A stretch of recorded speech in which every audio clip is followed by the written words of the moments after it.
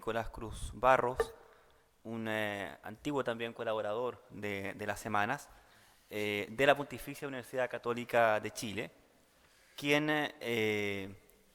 va a pronunciar su exposición El cambio de paradigmas historiográficos en el período de entreguerras, el caso de Roma Antigua.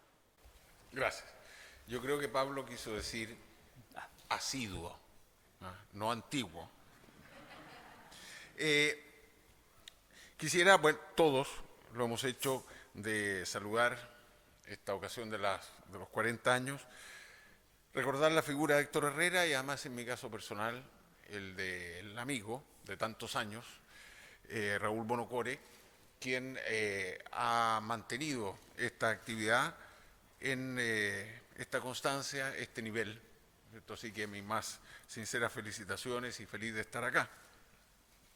La ponencia que yo voy a hacer pertenece a las conclusiones parciales de un proyecto del Fondo Nacional de Ciencia, Fondesit, y por lo tanto se enmarca dentro de esta actividad.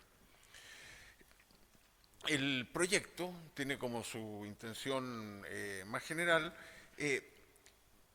ver la figura del emperador Augusto en la historiografía del siglo XX y especialmente cómo el cambio o los cambios respecto de este estudio son representativos de lo que ha sido una parte significativa de la atención que el siglo XX ha prestado a la historiografía romana. En la ciudad de Córdoba, con la recepción de Cecilia Mes y Marta Sagristani, pude presentar hace algún tiempo las conclusiones que había alcanzado respecto de la obra The Roman Revolution de Ronald Syme, que ha aparecido varias veces en la conversación. La presentación de hoy día, en cambio, voy a centrarla en lo que es el periodo anterior a la obra de Ronald Syme, vale decir, la primera parte de la década de los 30, de 1930, por los motivos que voy a señalar. Pienso que la década de 1930 tuvo una importancia especial para el estudio de Roma Antigua y para la historia de la historiografía dedicada a este tema. Al inicio de esta década aparecieron los significativos libros de Mason Hammond, El Principado de Augusto en teoría y en la práctica, durante el período Julio Claudio, en el año 1933, y sobre todo, o muy especialmente, la primera edición del volumen 10 de la Cambridge Ancient History, un volumen 10 que fue dedicado a la figura de Augusto y a la dinastía Julio-Claudia. Y en esto conviene retener esto, tanto entonces el libro de Hammond como el de Augusto tienen esta característica, el volumen 10 de la Cambridge, esta característica de dedicarse tanto a Augusto como a la totalidad de la dinastía Julio-Claudio. Hacia fines de la década, bien lo sabemos, va a aparecer la obra ya mencionada de Ronald Syme, La Revolución Romana. Entre estos libros, especialmente entre el tomo 10 de la colección de Cambridge y el libro de Syme, hay diferencias fundamentales entre el estudio e interpretación del establecimiento y primera consolidación del régimen imperial romano. Estas diferencias, a nuestro juicio, son producto, y esa es la proposición de esta ponencia, de un cambio de paradigma historiográficos que se experimentaron en el periodo de guerras, de entreguerras, un periodo muy conflictivo. Las diferencias tenían que ver con la diversidad de resultados alcanzados a través de la investigación especializada y los métodos para analizar el periodo. Vale decir, este régimen imperial establecido bajo el gobierno de Augusto y el de los Julio Claudio. Pero también con un cambio cultural profundo respecto a la representatividad, intereses y comportamientos del poder político. Y específicamente dentro de ese nuevo cambio de percepción del poder político, un cambio de la percepción respecto de la figura individual del gobernante, tal como se había concebido esta figura individual del gobernante hasta la Primera Guerra Mundial y parcialmente en el periodo de entreguerras. Durante el periodo destacado y a través de la producción de los libros mencionados, resulta posible percibir lo que fue, en el campo específico de la historia y de la historiografía dedicada a Roma, la llamada crisis de los paradigmas generado por los efectos devastadores de las dos guerras mundiales. En esta presentación me centraré de manera especial, como había señalado, en este volumen 10 de la Cambridge Ancient History. Solo haré mención a otras obras del periodo. El libro de la Cambridge, el volumen 10, tiene como centro el estudio de la historia política. Y la presentación aquí contenida se referirá a la discusión en torno a la percepción de este volumen, ya sea como última expresión de una historiografía positivista que concedía un espacio central a los temas de tipo político, constitucional, y en el que las figuras individuales jugaban un papel decisivo en la dirección de la marcha de la sociedad. Esa es una posibilidad de interpretación de este texto, o ya sea la otra, como lo señalaron varios de sus autores, de los autores, que esta obra no era eso, sino que contenía una nueva aproximación a la historia política que estaba innovando en los temas de gobierno y espacio público. Esas son las dos visiones entre las cuales me voy a mover. La aparición de este volumen 10, de esta ya prestigiada a esas alturas Cambridge History, de la Cambridge History,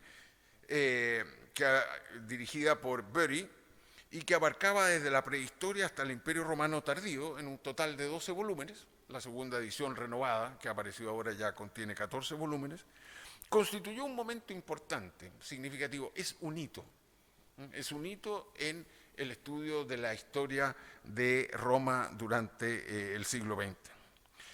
Contiene 1058 páginas y en ellas se encuentran recogidos y discutidos todos los resultados logrados hasta ese momento, 1934, por las investigaciones. Y además propone una serie de líneas de investigación para continuar. Se trata, como señalé, de una de esas publicaciones que marcan un hito y se constituyen en un punto de referencia y consulta obligada. Historia política y constitucional, entonces, y principalmente con un énfasis marcado en la figura de Augusto. Una primera constatación de lo señalado se puede encontrar al analizar los temas incluidos en el libro y la importancia central del periodo de Augusto y de su figura en la marcha del proceso.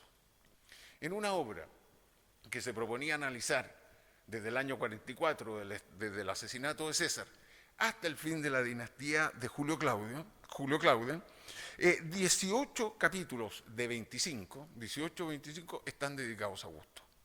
Cuestión bien significativa. Esto equivale a un 72% de la obra. Los 7 capítulos restantes están dedicados, uno a Tiberio, uno a Calígula y Claudio, uno a Nerón, 2 a las fronteras del imperio, tanto en Oriente como en Occidente, uno al último año, al año de los 4 emperadores llamados, y finalmente uno a los conflictos interiores del imperio, las Galias y la Palestina específicamente.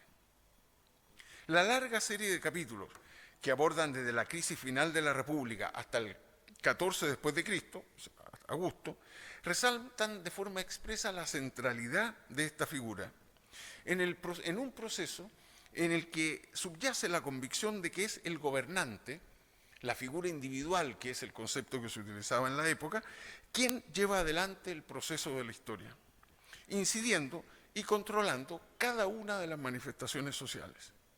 El capítulo 4 de este índice que hemos mencionado, el triunfo de Octaviano.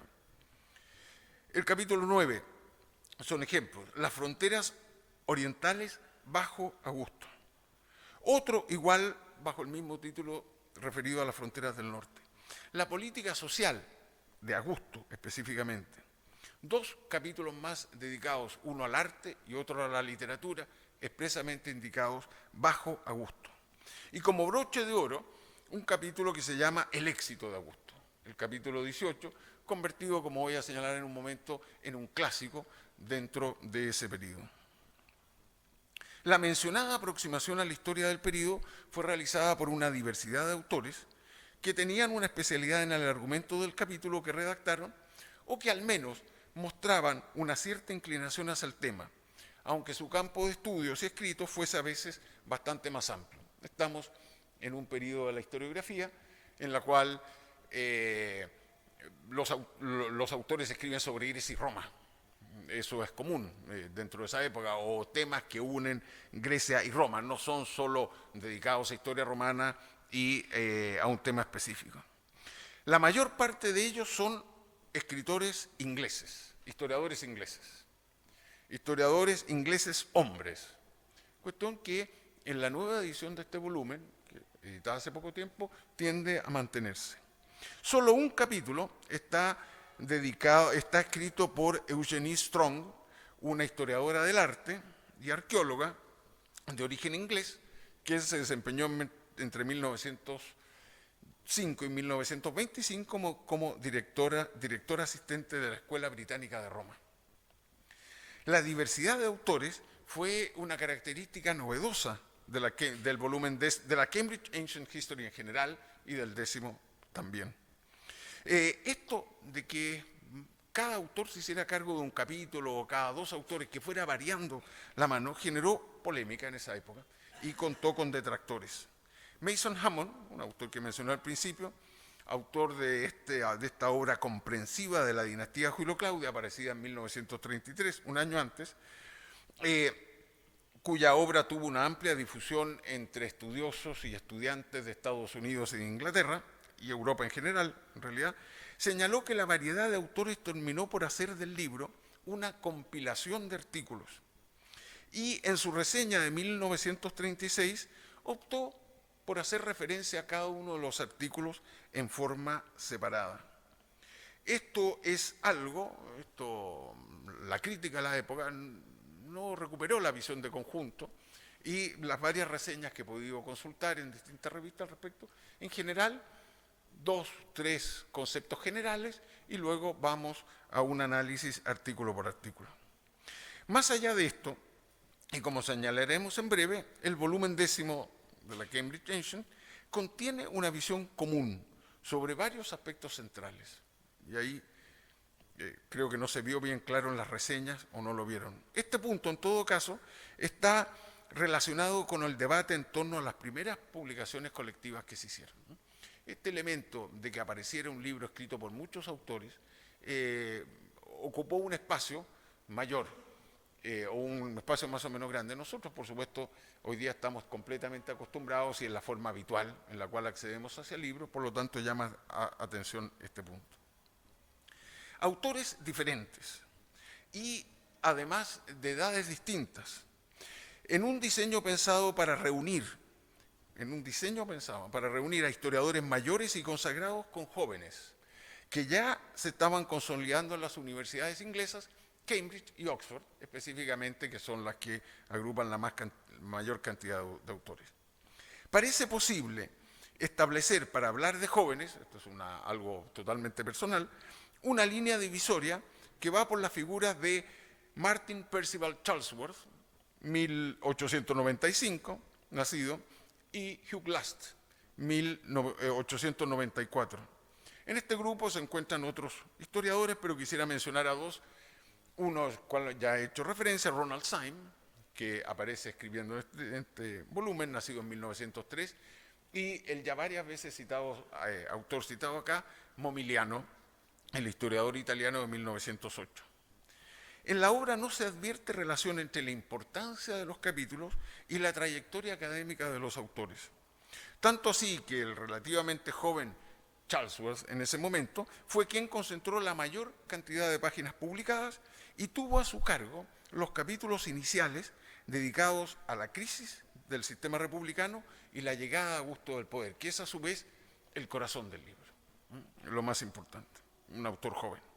También bajo la misma firma de Charlesworth se encuentran los capítulos dedicados a Tiberio, Calígula y Claudia. Los aportes de Momigliano en este caso se refirieron más con los temas referidos a Herodes y al gobierno de Nerón. Diversidad, pero diversidad dentro de una semejanza que se percibe con claridad y frente a la cual solo se establecerán diferencias en los años siguientes, al final de la década, como lo puede mostrar el libro de Simon. Las semejanzas aparecen destacadas en el breve prefacio del volumen, donde se aborda la dinastía Julio-Claudia, presentándola como un periodo en que hubo un cambio profundo, que reorganizó no solo a Roma, sino que a la sociedad antigua en general y a la historia, en su más larga visión en particular. Pero dentro de ese largo arco de tiempo, las características principales del gobierno de Augusto fueron establecidas en los primeros años de su gobierno. Hay aquí esa extensa y erudita discusión de los poderes de Augusto entre el año 27 y el año 23. Estas alcanzaron su objetivo, esta creación nueva de Augusto, lo que le dio al mundo antiguo una estructura estable, comillas, estoy citando, una parte de la cual tanto la Edad Media como la Europa moderna han heredado. Pero este cambio, agrega el prefacio, un hombre puede reclamar la mayor parte del crédito, el primer princeps, Augusto. Este Augusto, se señalará, fue quien transitó desde la informalidad hacia el centro del poder, para de ahí incidir decisivamente en cada una de las áreas de gobierno, logrando hacer que unos soldados muy activos en la participación política en la última parte de la República se convirtiese en un ejército concentrado en la labor de defensa de las fronteras, convertidas progresivamente en espacios fijos y seguros. Fue él quien estableció un acuerdo social y político con la antigua aristocracia que se tradujo en la mantención del funcionamiento del Senado y en la administración compartida de las provincias, aunque el poder real sobre ellas no fuese igual del uno y del otro. Estableció la paz, en suma, un bien escaso en el último tiempo y cuya recuperación parece haber sido muy apreciada en la nueva época. Pax que implicó desarrollo de la industria y la expansión del comercio. Pax que colocó a Italia como el centro del imperio y que desde esa sede inició una penetración muy activa en las ya conquistadas tierras occidentales. Todo esto según el prefacio. Centrarse en la figura de Augusto y concederle una gran importancia fue identificado por la mayor parte de los comentaristas de esta obra en esos años como un acierto. Se valoraba como un acierto. Giles, por ejemplo, en el número 5 de 1935 de The Classical Review, señaló, más allá, comentando este volumen, más allá de los méritos individuales de los varios colaboradores, parece este volumen 10 llegar a un nivel más alto de unidad y armonía que cualquiera de los anteriores. Probablemente porque todo el período y su materia están conformados por la personalidad única y el logro integral del más exitoso estadista, más aún del más grande servidor público del mundo antiguo. Jacob Larson, William Lynn Westerman, Mason Hammond se expresarán a su vez en términos similares. Pero es este último, Hammond, quien va más allá y permite complejizar y profundizar el tema cuando relaciona el papel de Augusto en la crisis republicana, frente a la crisis republicana, con aquella que se estaba viviendo en Europa y en los Estados Unidos luego de la Primera Guerra Mundial y en el período entre guerras. También hoy día, dice Hammond, en que los frenos de las constituciones reconocidas caen ante la arremetida del descontento, el futuro de los estados será decidido en una gran medida por los deseos de los individuos. Pero más allá de los cambios, permanece en toda sociedad un apego poderoso a las formas familiares. El capítulo 18 del volumen 10, al cual hice una referencia anterior, fue el logro de Augusto, The Achievement of Augustus, fue escrito por Franz Ezra Adcock, uno de los editores de la obra y autor de 10 capítulos en los diversos volúmenes de esta historia antigua. Llevó como título, ya mencionado, The Achievement of Augustus. Fue un artículo evaluado varias veces como magistral. Y Momiliano, en 1944, 10 años después de la publicación, lo destacó como un clásico en la materia. Es el término que él utiliza. Quizás sea en esos pasajes de este capítulo 18, donde la valoración de la figura de Augusto llegue a su máxima expresión.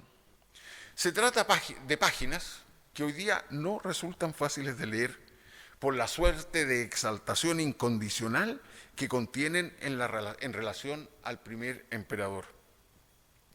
El capítulo en cuestión se abre con está fuera de duda que durante el principado de Augusto estaba extendida la creencia de que se había dado vuelta una página en la historia de la humanidad. Viene luego un elenco altamente exaltativo de los logros de Augusto, en Oriente, en Occidente, entre los ciudadanos de Roma, entre los de Italia, y en relación a las élites de las provincias de Occidente. Todo esto, va a decir Adcock, es, comillas, en esos momentos un pueblo se volcará en una completa y casi salvaje lealtad a un hombre. En esos momentos un pueblo se volcará en una completa y casi salvaje lealtad a un hombre, que se puso a la tarea de exorcizar esas emociones, sea lo que sea que Augusto fuese. No obstante lo implacable y ególatra que podía llegar a ser, él se dedicó a Roma y todo lo demás fue olvidado. César había personificado la fe en su propia estrella y en su propio genio. Octavio se levantó en su fe por Roma. Termino la cita. Por esta vía Augusto había logrado convertirse en una persona confiable para los habitantes del imperio y con ello colaborar en la pacificación de los ánimos alterados durante el tiempo de las guerras civiles. En el plano de la forma de su gobierno, Adcock señala con detención que lo suyo, lo de Augusto, fue una restauración de la República. La contraparte de los logros estaba conformado por aquella serie de amenazas del nuevo tiempo, algunas de las cuales se iniciaron durante el gobierno de Augusto, mientras que otras, que se habían mantenido dentro del nuevo régimen en un estado latente, se desplegaron por los emperadores siguientes. La concepción del poder imperial como una monarquía, una idea y práctica del Oriente, que inicialmente había convivido con la idea de un princeps, que resultaba más aceptable para los romanos, y las emergentes élites de las provincias occidentales. De manera especial, destacan los autores de este volumen, el gobierno de Augusto mantuvo una política comedida y discreta frente a los monarcas de los reinos clientes, siendo el caso de Herodes aquel más emblemático y sobre el cual poseemos mayor información. Y de la recepción de esa forma oriental de ejercer el poder, se habría ido tomando a su vez la práctica gradual del culto a la figura del emperador y la formulación de una religión de Estado.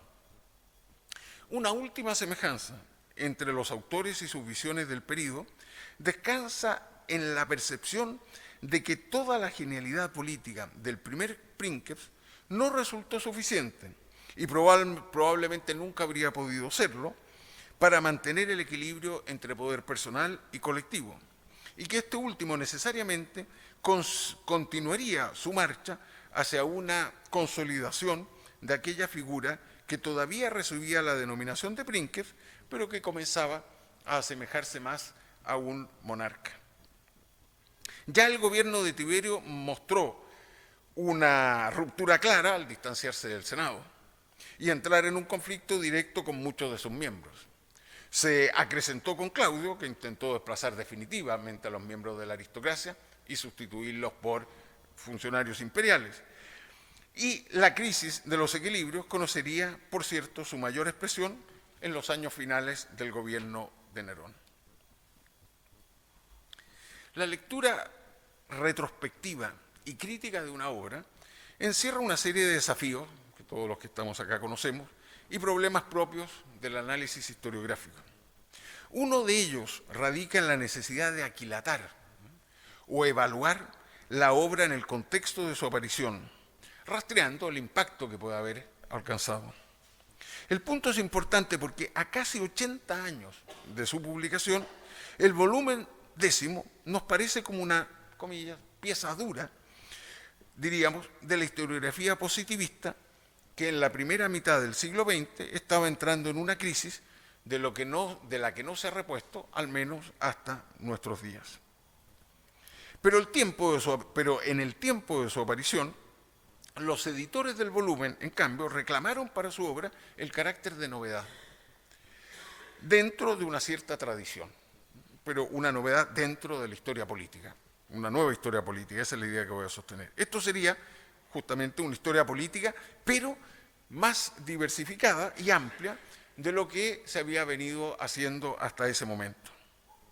Mencioné el hecho de que Arnaldo Momigliano hizo en 1944, 10 años después de la aparición, un balance de lo que para él representaba a good book by good men.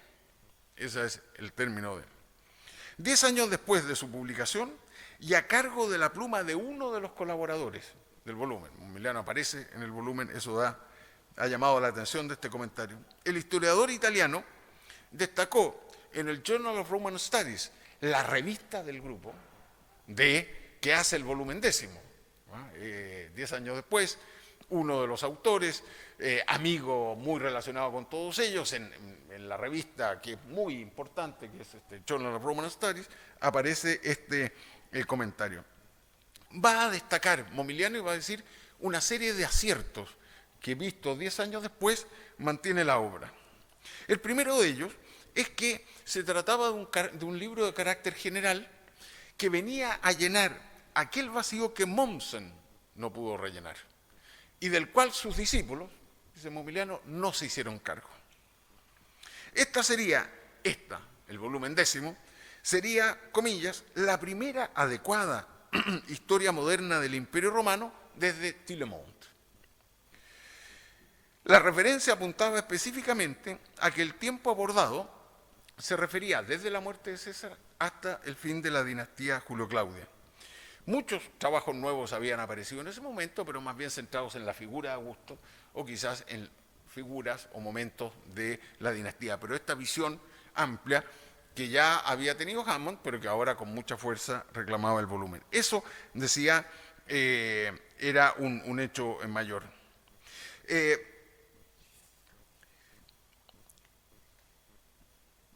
Este acierto, en la visión de Momigliano, tiene las restricciones a las cuales ya hicimos referencia en torno a la cantidad de capítulos efectivamente dedicados al emperador. O sea, es una visión general, pero tiene esta característica. Esta mirada ampliada y diversificada que destacó Momigliano se complementaba con el tratamiento concedido a las fronteras del imperio. Aquí los capítulos son 4 y son muy contundentes, muy importantes, con historiadores que ya destacaban el tema y otros que van a destacar justamente. Ellos decían novedad, porque Momigliano decía novedad porque hay tratamiento de la frontera, también porque se incorporan con fuerza aspectos económicos en el capítulo 13, aspectos sociales, capítulo 14, religiosos, literarios y artísticos. Pero ¿cuáles eran las características de estos capítulos y de qué manera se puede aquilatar una probable novedad en su época?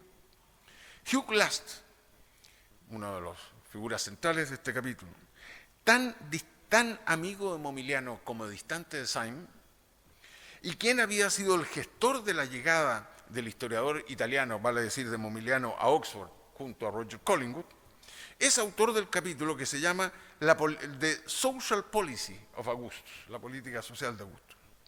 Ya el título resulta claramente indicativo de la orientación de este artículo, la política social de Augusto, sobre el cual artículo Momigliano dijo, comillas, el capítulo dedicado a lo social, por su maestría en los laberintos de la ley romana, fue reconocido de inmediato como el mejor tratamiento en la materia y en los años pasados no ha sido superado, cierre comillas. Lo social presentado por Last es visto principalmente como legislación emanada sobre el matrimonio, el adulterio, los nacimientos y las manumisiones. Grupos importantes de la sociedad romana, como las mujeres, los esclavos, los jóvenes, son motivos de breves menciones que no superan, en ninguno de estos casos mencionados, a una página. Una visión de lo social, diríamos, recurriendo al lenguaje actualmente en uso, desde arriba, o desde los intentos del poder por ordenar el comportamiento social. Donde desde la perspectiva actual se puede apreciar un énfasis nuevo en este volumen, es lo que ya mencioné, el tratamiento de las fronteras, que es verdaderamente muy destacado.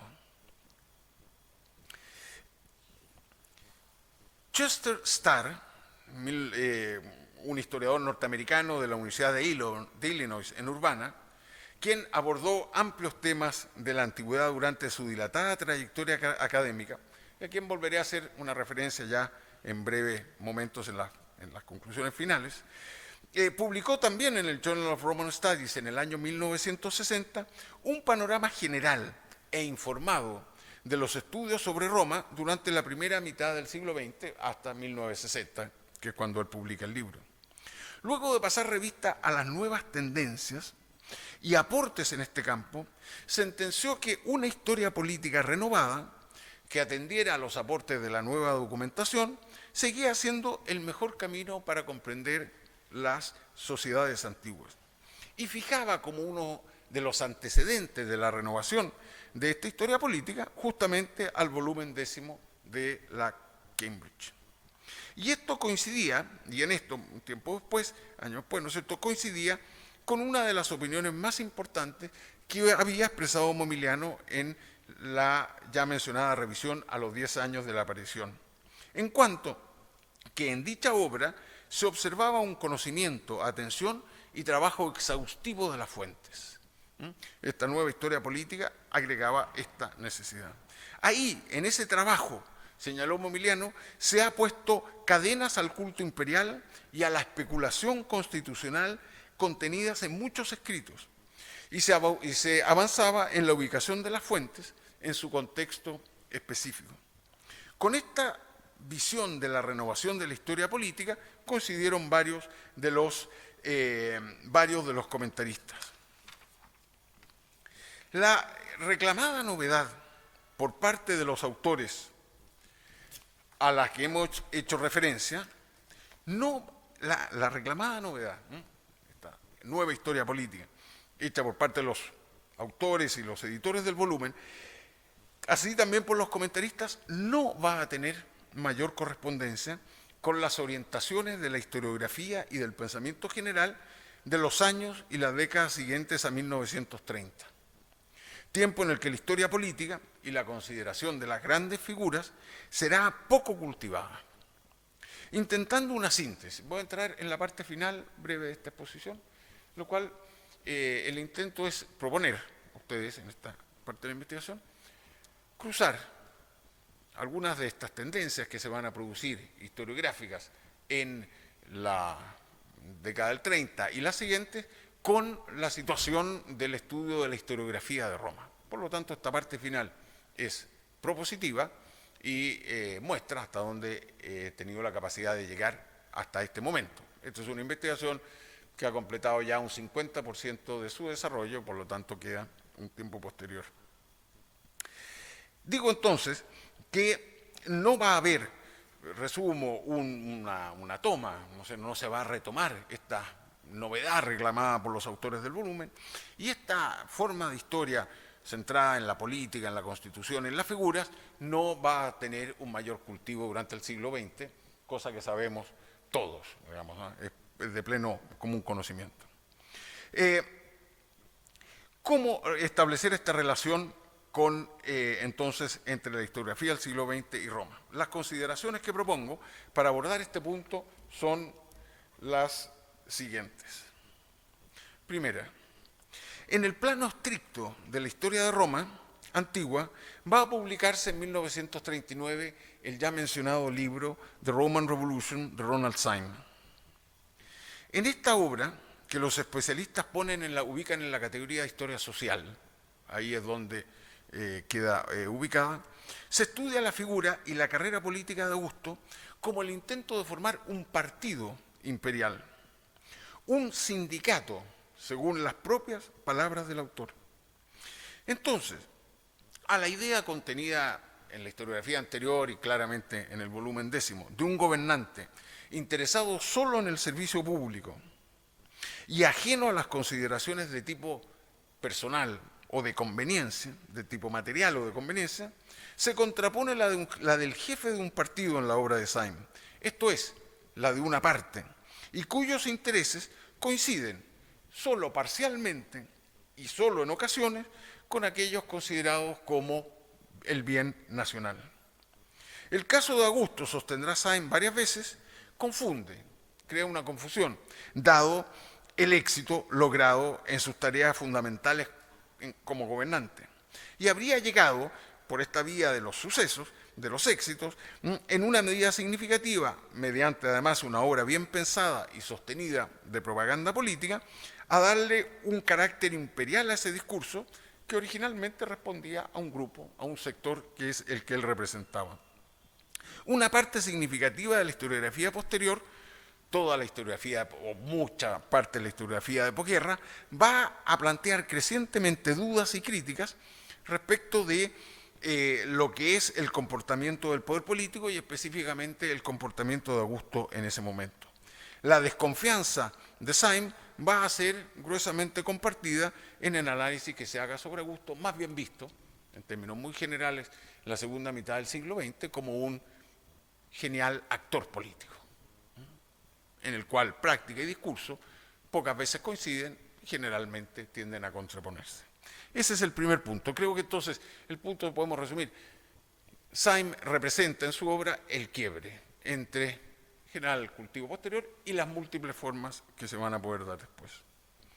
Una segunda conclusión, todavía manteniéndonos en el plano estricto de la historia de Roma, y tal como lo ilustró Chester Starr en su mencionado artículo, el periodo que se extendió desde la Primera Guerra Mundial hasta la década de 1950, que es el tiempo que él aborda en su trabajo, fue aquel en que la arqueología, la epigrafía, la numismática, la historia del arte experimentaron notables avances, autonomizaron su estudio y entrega de conclusiones. Esto generó la aparición, la irrupción de una serie de nuevas aproximaciones que develaron, en muchos casos, aspectos no conocidos de la sociedad romana y de la forma en que se tomaban las decisiones imperiales en su interior. Por lo tanto, en el crecimiento del volumen, la historia política, casi la única forma o la más fuerte de dar a conocer lo que había sucedido, se vio redimensionada. Saliendo del ámbito de la historia romana, dos conclusiones. Una primera, las dos guerras mundiales fueron devastadoras para Europa y para el resto del mundo. Esto es absolutamente ingenuo decirlo, pero es que, ¿no es cierto? Pero que a veces lo olvidamos o lo subvaloramos. El hecho de que murieran 2 generaciones de jóvenes en un plazo de 30 años. Imagino que somos muchos los lectores de este ejercicio que hice en estos días, que quedamos estupefactos ante la cifra de los soldados muertos en los campos de batalla en las 2 guerras mundiales. Tanto que uno se dedica a verificarlas temiendo haber encontrado datos equivocados. Pues estamos hablando de millones y 2 generaciones que se producen. Uno de los efectos de esta situación fue la generación de una crisis existencial en Europa que todavía oficiaba como centro generador del pensamiento. Este pensamiento de la posguerra, generado esta crisis, se orientó a la búsqueda de respuestas para los grandes problemas que habían empezado a afectar a las sociedades y a los hombres en una parte significativa del planeta. De ahí que la mayor parte de las corrientes historiográficas, del pensamiento historiográfico, que tuvieron una mayor repercusión y que anclaron dentro de la población, pero así como en general las tendencias del pensamiento del periodo entre guerras y posguerra, van a apuntar a las grandes problemáticas que se habían producido en ese momento. El existencialismo, ya presentado antes, pero con nueva fuerza el marxismo, el psicoanálisis, el tema del tiempo, la democratización de las sociedades. Las respuestas a esos problemas desde un punto de vista histórico se buscaron, por una parte, en los tiempos más recientes al conflicto y en lo que en términos amplios llamamos historia moderna e historia contemporánea. Y por otra parte, también en aquellas capas del hombre o del ser humano que se ubican profundamente bajo su piel, como las mentalidades, los sueños y los pensamientos privados. Entonces ahí la proposición contiene este doble movimiento. el periodo de entreguerra y sobre todo la Segunda Guerra Mundial tiene esta relación con estos grandes problemas que se presentan, que son generados por las guerras europeas, pero bueno, esas guerras fueron abarcando muchos sectores y llegaron con mucha fuerza a todas partes. Para ustedes es sorprendente, pero en el periodo posguerra, un autor como Sartre, digo Sartre el novelista, Sartre el dramaturgo, fue un autor muy leído en América Latina y fue un autor muy leído en Chile, con gran discusión. Nosotros, si nos juntamos hoy día a leer la dramaturgia de Sartre, una de las preguntas que nos haríamos es cómo este texto pudo ser un texto de amplia difusión pública. Un texto muy complejos y además no tienen una fortaleza dramatúrgica en ese sentido muy fuerte. Sin embargo, lo fue Albert Camus, ¿no es cierto? Un autor de quien se está cumpliendo los 100 años en este momento. El extranjero de Camus fue verdaderamente un libro de cabecera de América Latina, en uno de los libros de cabecera de América Latina en la década de 1960. Y eso todos se refieren a esta pregunta sobre la condición humana. Y un segundo movimiento al respecto de eso es que desde el punto de vista historiográfico, la historiografía buscó la respuesta a esto en la historia contemporánea, lo que había sucedido más reciente. Máxima hacia la historia moderna y se inaugura una línea que a mi entender se ha ido potenciando cada vez más hasta el día de hoy. Y a la vez un segundo movimiento dentro de eso que es desde la esfera pública, desde la esfera política, pasar a esta figura humana angustiada, entrando en lo que es la historia de las mentalidades, la historia de la vida privada, la historia de los sentimientos, la historia de aquellos grupos que no habían tenido responsabilidad en la gestión del desastre y por lo tanto el estudio respecto de ellos.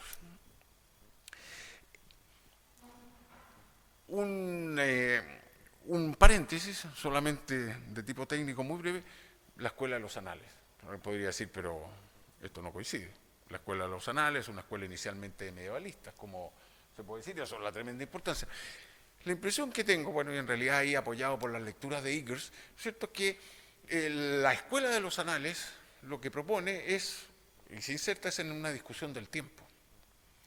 Y que las grandes figuras de la Escuela de los Anales, ¿no es cierto?, o el gran aporte es esta discusión del tiempo, la diversidad del tiempo, que es uno de los grandes temas del periodo entre guerras y de la posguerra.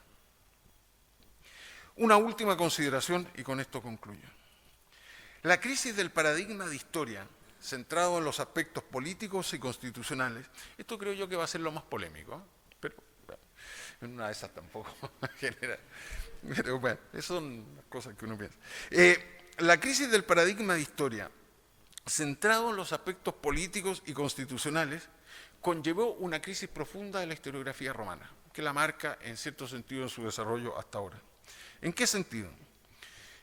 La historiografía romana desde Mommsen, siglo XIX, en adelante, había discutido con gran vitalidad uno de los temas centrales del siglo XIX y de los inicios del siglo XX, como fue la formación de los Estados-naciones y el papel central que habían jugado las élites y los individuos de los distintos lugares a través del control y correcto ejercicio del poder.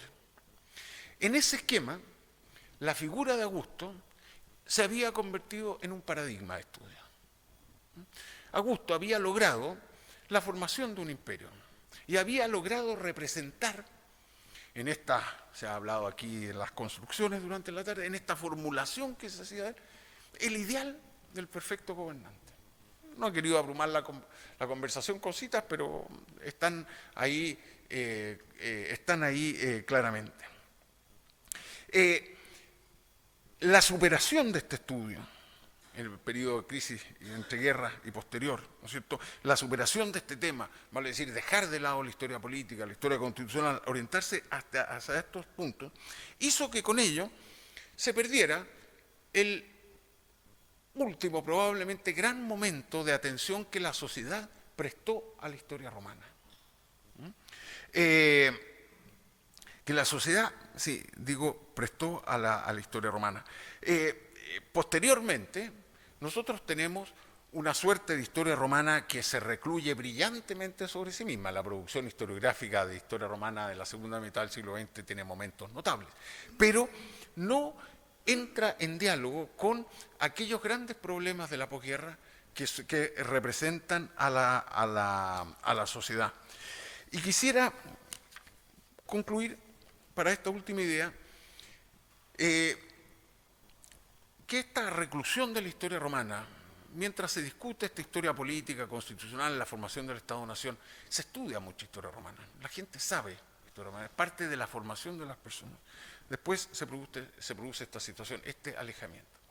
Hoy día, cuando uno consulta los grandes textos o los considerados grandes textos de historia de la historiografía, y cito solamente el Companion to Historiography de Bentley, Michael Bentley, A History of the Western Historical Thought, 2002, muy famoso de Mazza y Kramer, The Oxford History of Historical Writing, el volumen 6, de reciente aparición que está dedicado a este tema, y los trabajos de Georg Eggers, que son muy fundamentales, no hay historiadores de Roma mencionados en esos libros. No hay, eso es muy impresionante. Si uno revisa los índices, en ese volumen, no hay. ¿Qué historiadores aparecen? Porque uno podría decir no hay historiadores. Pues, sí, los de la Escuela de los Anales. Esto aparecen citados repetidas veces. Y gran sorpresa, de la Escuela de los Anales, Leroy-Ladurie es el autor que merece más citaciones por la microhistoria, en su trabajo de microhistoria. Entonces muestra este distanciamiento que se ha producido entre la historia romana y el diálogo respecto de su tiempo, lo cual cuando yo escuchaba la obertura de la presentación del profesor Buonocore me hacía sentido. ¿No es cierto? Vale decir, esta sociedad también ha considerado que la historia de Roma como que globalmente queda en otro tiempo y también ha prestado una escasa atención a este respecto. Entonces, creo que esa es la última conclusión que he querido presentar. Les agradezco hasta ahora la paciencia de haber escuchado esta presentación. Muchas gracias.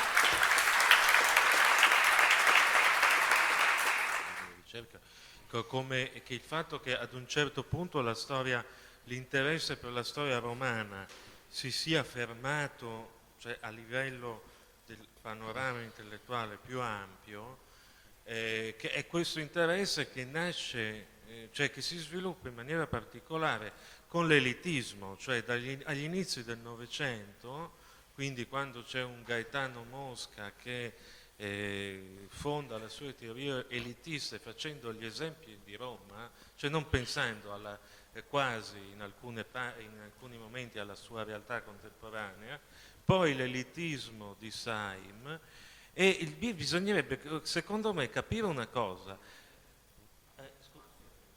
Sì,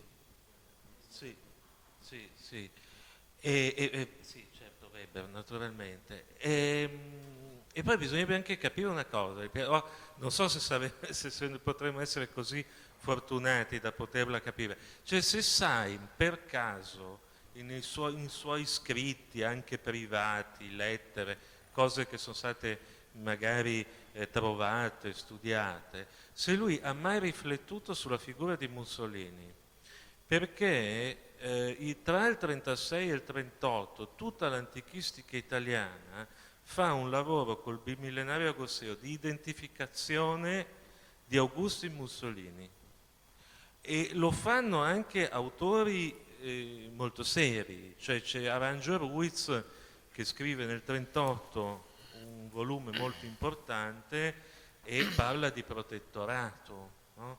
Dice Augusto fa un protettorato perché c'erano tutti gli elementi perché c'era anche il discorso della religione, i patti lateranensi, la religione di Augusto, la marcia pacifica di Augusto su Roma.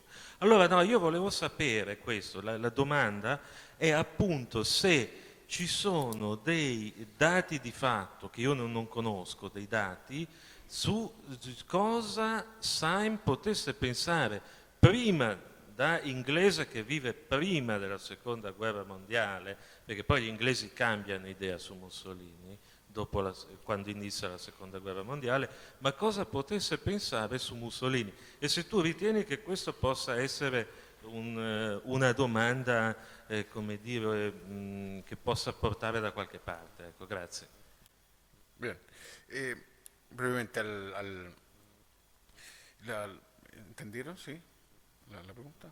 O sea, ¿qué podría Syme haber pensado sobre Mussolini, dado que él escribe en ese periodo y escribe sobre Augusto? ¿Qué relación o visión del fascismo? Esa es, digamos, la parte que expuse en Córdoba, por lo tanto ahora no la presenté para este efecto, pero hoy día digo lo siguiente, muy puntualmente. Syme es un hombre que fue extremadamente reservado. Y por lo tanto, sobre él y sobre sus pensamientos, él dijo muy poco más allá de sus escritos. El problema es un poco más complejo porque en algún instante él rehúsa a la reflexión teórica de sus trabajos, ¿no? Se dedica más a lo empírico y ahí genera él un problema. Probablemente en el largo plazo él redujo o acotó su carrera, que podría haber sido todavía más fuerte en ese sentido. Hay una discusión muy fuerte en términos de que Momigliano dijo que la obra de Syme era una obra que, refiriéndose a Augusto, quería en realidad referirse a Mussolini, y que su estudio era un estudio sobre el fascismo italiano más que un estudio de Augusto, o que al menos combinaba ambos. Y esto se produce una confusión porque elige Syme una serie de títulos para darle a los capítulos que tienen clara resonancia con el fascismo, sin ser él un fascista. O sea, en todo caso, Syme habría sido, digamos, un denunciador, ¿no?, de Mussolini y del fascismo. Pero después el contenido de los capítulos, ¿no?, no es un contenido en el cual el fascismo, la reflexión sobre el fascismo, aparezca mayormente. No calza la ecuación que lo hizo Momigliano, no calza la ecuación que hizo Momigliano de para Syme, Augusto igual Mussolini. No. Si uno lee la Revolución Romana, ese Augusto que sale ahí no tiene que ver con el proyecto político de Mussolini, ya no digo sus condiciones personales ni nada, el proyecto político. Un último dato, y esto ya se los quiero entregar porque es un dato así. Momigliano, que hace esta reseña y que dice, incluso Momigliano hizo una frase muy fuerte, dice: si Syme realmente hubiese asumido hasta el final su libro contra Mussolini, esta es la Revolución Romana, que él piensa así, ese libro habría sido más potente de lo que es. Y ese comentario de Syme marcó la lectura ese comentario de Momigliano marcó la lectura de Syme durante mucho tiempo. Pero también hoy día podemos decir que Momigliano recién venía llegando a Italia, donde él había perdido la cátedra en Turín y donde corría cierto riesgo. Y que quienes lo trajeron a Oxford fue Roger Collingwood, nuestro famoso teórico de la historia, muy querido, Roger Collingwood, y Hugh Glass. Y lo que Syme dijo en Oxford respecto de Augusto en la Revolución Romana tuvo un rechazo completo inicialmente, un rechazo completo, tanto que le llamaban el hereje de Oxford. Y Syme le pidió a Momigliano que escribiera la reseña en contra de Syme. Hugh Glass le pidió a Momigliano, Glass le pidió a Momigliano que escribiera la reseña con fuerza en contra del libro de Syme. Por lo tanto, también está esa intrahistoria, ¿no?, que tiene su fuerza en ese caso. Grazie. Bien, yo creo que podemos dar paso a la próxima. Okay. Muchas gracias.